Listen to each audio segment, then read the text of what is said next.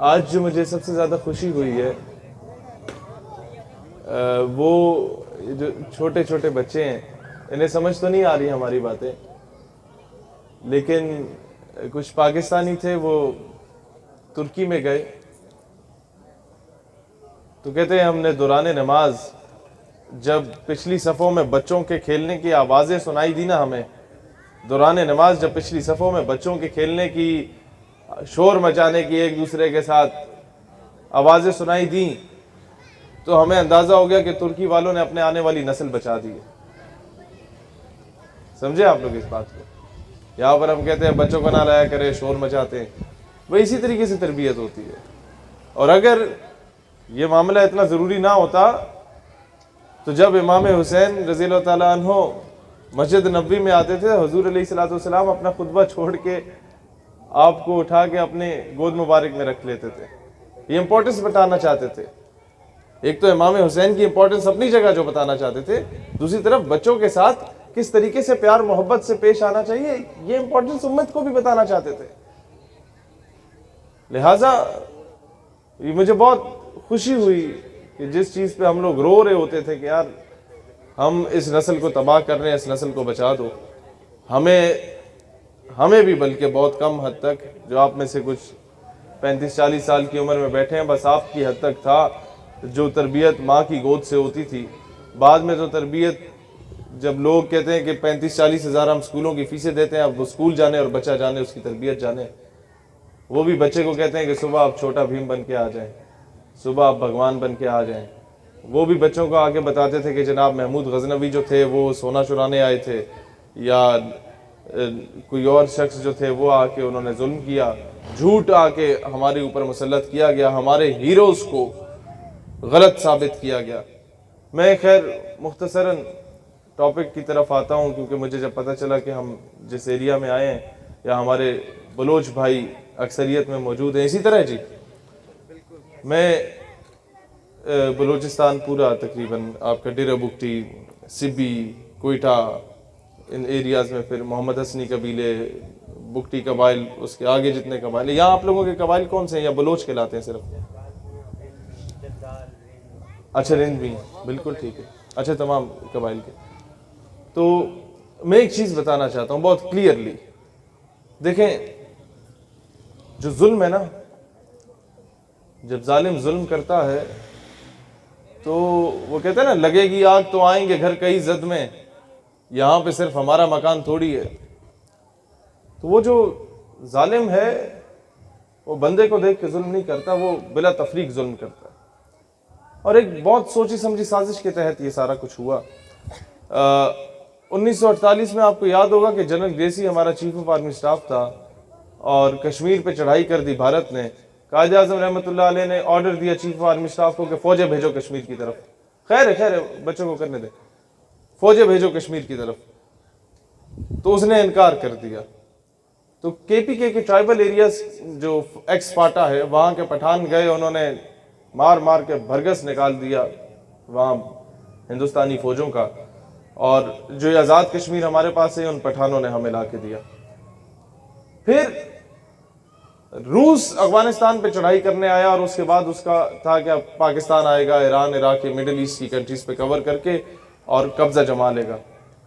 پھر ہمارے یہ پٹھان افغانستان کے بھی اٹھے، کے پی کے بھی اٹھے، انہوں نے اٹھا کے روس کو Turkmenistan, Tajikistan, Uzbekistan, Kazakhstan, Kyrgyzstan کے 5-7 حصوں میں توڑ مروڑ کے اس کے منہ پہ مارا، سپر پاور کے غرور خاک میں ملاتی ہے۔ پھر امریکہ نے یہ سوچا کہ جناب یہ تو عجیب قوم ہے، یہ ہمیں جینے ہی نہیں دے گی، اب کیا کرو ان کے اندر اختلافات پیدا کر دو۔ آپ لوگوں کو یاد ہوگا 98، 99 یا 2001 میں موبائل تقریباً ہر گھر میں ایک بندے کے پاس آنا شروع ہو گیا۔ اچھا اس میں SMS پیکج ہوتا تھا، یاد کریں 75 روپے میں 1000 میسج کر سکتے تھے، 25 روپے میں 125 یا 150 میسیجز ہوتے تھے، وہ پیکج کرایا جاتا تھا۔ اور اس پیکج میں آپ کو یہ بھی یاد ہوگا کہ 99% جو فارورڈ میسیجز ہوتے تھے وہ لطیفے ہوتے تھے، اور 1% ایسے میسیج بھی ہوتے تھے کہ 12 بندوں کو فارورڈ نہ کیا تو عذاب آ جائے گا، یاد ہے نا؟ تو وہ جو 99% میسیجز ہوتے تھے لطیفوں والے، ان میں بھی 99% لطیفے پٹھانوں پہ بنائے جاتے تھے، یاد ہے؟ خان وہاں گیا، دکان پہ گیا، یہ ہو گیا، مذاق۔ اب وہ ایک لاوا پٹھانوں میں ابلتا رہا، آپ سمجھ رہے ہیں میری بات کو؟ وہ میسج بلوچ بھی فارورڈ کرے، پنجابی بھی فارورڈ کرے، کشمیری بھی فارورڈ کرے، بہاری بھی فارورڈ کرے، اردو سپیکنگ بھی فارورڈ کرے، سندھی بھی فارورڈ کرے۔ اب پٹھان جب اسے میسج پہنچتا یا اس کے سامنے آپ لطیفہ بولو تو وہ مسکرا دیتا، نظر انداز کر دے، کبھی لڑا نہیں آپ کے ساتھ، لیکن اندر ہی اندر لاوا ابلتا رہا، اور ایک وقت کے انتظار میں تھا کہ کوئی شخص اٹھے اور اس لاوے کا میں جواب دے کے پٹک کے ماروں ان سب کو، اور اس سے نقصان کس کا ہوتا ہے؟ پنجابی، پٹھان، یہ سندھی بلوچی کا نہیں، پاکستان کا ہوتا ہے۔ اور الٹیمیٹلی اسلام، یہ جو نقصان ہے وہ اسلام کا ہوتا ہے، کیونکہ پاکستان جو بنا تھا وہ تو اسلام کے نام پہ بنا تھا۔ یہ تو انگریزوں کے کتے نہلانے والے ہمارے اوپر مسلط ہو گئے، جنہوں نے کبھی بلوچستان میں تباہی مچانے کی کوشش کی، ہمارے بلوچستان کے لوگوں کو محروم رکھ کے۔ سوئی گیس وہاں سے نکلتی ہے، ہمارے پنجاب تک آ جاتی ہے، ڈیرہ بگٹی کی اپنی عوام کو کوئی نہیں ملی۔ KPK کی بات کی جائے تو کبھی ڈرون سٹرائکس گرے، کبھی وہاں پر آ کے تباہی مچی، ہم لوگ ملالہ کو ہیرو بنا کے بیٹھ گئے، ہم لوگ یہ ڈاکٹر عبدالسلام جیسے چوڑے کو جا کے ہیرو بنا دیا، ڈاکٹر ایکیو خان کو گھر میں پابند کر دیا۔ ہم لوگوں نے ایک اور کسی کو آسکر پرائز دلوا دیا جس نے ملک کی عزت کو بین الاقوامی منڈی میں جا کے فروخت کیا تھا، غالباً اسی شہر کی ہے وہ بھی۔ تو ہوتا کیا ہے کہ جو اصل ہیروز ہیں ان کو نظر انداز کیا گیا، ملالہ کو ہیرو بنا دیا گیا، پٹھان کو دہشت گرد بنا دیا گیا کہ یہ تو دہشت گرد ہیں سارے۔ پھر آتے ہیں بلوچ کی طرف، جنہوں نے اس وقت قبائلی جرگہ کیا۔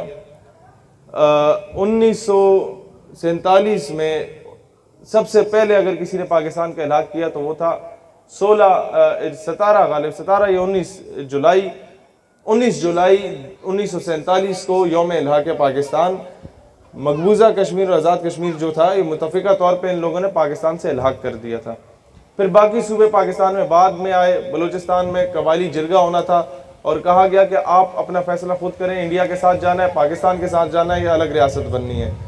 تو مبشر لقمان کا ایک پروگرام تھا، اس میں اس نے خان آف کلات کے پوتے سے پوچھا کہ جی آپ لوگ ناراض ہیں تو آپ نے کیوں حمایت کی پاکستان کی؟ کہتے میں نے یہی سوال اپنے دادا سے پوچھا، ابھی ٹی وی پہ وہ بتا رہے ہیں، حالانکہ وہ ناراض تھا گورنمنٹ سے۔ کہتے میں نے اپنے دادا سے یہ سوال پوچھا کہ جی آپ نے کیوں حمایت کیوں کی؟ تو کہتے وہ مجھے جواب دیتے ہیں، بہت قابل غور بات ہے، میں اس کے بعد آؤں گا مدعے کی طرف۔ کہتے دادا نے مجھے جواب دیا کہ میں چاہتا تھا کہ میں ایک علیحدہ ریاست بناتا بلوچستان کو، اگر یہ نہیں تو کلات کو ایک علیحدہ ریاست بنا لیتا، لیکن مجھے خواب میں رسول اللہ علیہ السلام کی زیارت نصیب ہوئی اور انہوں نے فرمایا کہ ایک ملک جو کہ اسلام کے نام پہ بن رہا ہے تو مجھ سے خیانت کا سوچ رہے۔ کہتے پھر مجھ پہ لازم ہو گیا کہ میں پاکستان کی حمایت کرتا۔ تو جس ملک کے صوبے بھی رسول اللہ علیہ السلام کے حکم سے بنے ہوں، یہ بھارت جیسے یا امریکہ یا اسرائیل کی کوئی حیثیت اوقات نہیں ہے کہ ہماری طرف میلی نظر اٹھا کے دیکھے۔